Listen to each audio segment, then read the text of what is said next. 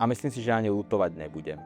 Jakým bojem nebo problémem jste prošel, ale nikomu o něm moc neřekl? To je veľmi, veľmi súkromné, by som povedal. Takže to nechcem úplne takto zverejňovať. Ale naučilo ma to, že akýkoľvek problém sa dá vyriešiť, len treba o ňom hovoriť. A je jedno, či partnerovi, kamošovi, rodičom, alebo aj psychológovi.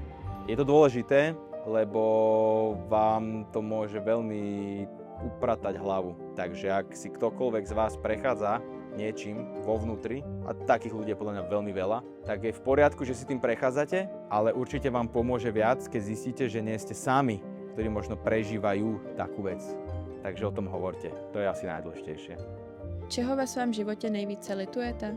Ja som toho názoru, že ja neľutujem nič, lebo všetko, čo sa stalo pre niečo. Či už pre niečo negatívne, alebo pre niečo pozitívne, niečo ma to naučilo, nejak ma to upratalo, alebo ma to zosmutnilo, alebo ma to rozveselilo. Takže neľutujem nič, čo sa stalo v živote mojom zatiaľ. A myslím si, že ani ľutovať nebudem.